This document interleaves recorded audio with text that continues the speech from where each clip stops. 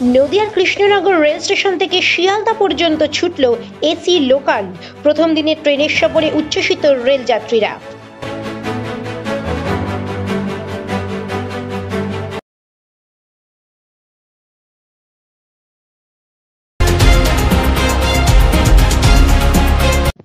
শিয়ালদহ শাখার আরও দুটি নয়া রুটে এসি লোকাল ট্রেন চালু হলো। আজ সকাল 9টা 48 নাগাদ শিয়ালদহ স্টেশন থেকে কৃষ্ণনগরের উদ্দেশ্যে প্রথম এসি লোকাল ট্রেন ছেড়ে যায়। তবে অন্যদিকে রানাঘাট থেকে বনগাঁ হয়ে শিয়ালদহ স্টেশনে আসে আরও একটি এসি লোকাল ট্রেন।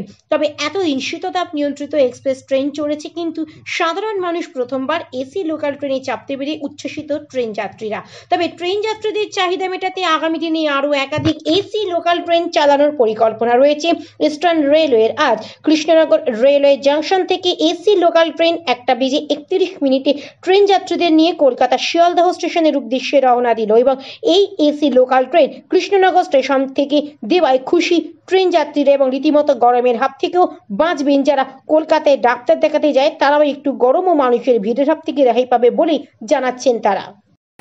দেশের প্রধানমন্ত্রী যে আপনাদের জন্য এই ট্রেনটাকে পাঠিয়েছে, কতটা আনন্দিত? ভীষণ আনন্দ, আর ওনাকে ভীষণ ধন্যবাদ জানাচ্ছি। এই যে এতদিন চিন্তা করেছেন, ভালো লাগছে। এবং লোকাল ট্রেনের থেকে তো অনেকটাই বৃদ্ধি হয়েছে টাকা এই ট্রেনে। তবু মাঝে সাথে যাই, আমরা তো মানে রেগুলারলি না, সেজন্য 2-1 সময় আমরা যেতেই পারি।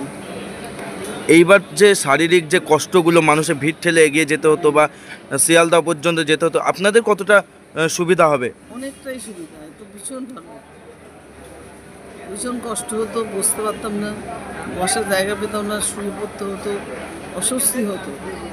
সেই জিনিসটা হবে না। আপনার নাম? আলপনা।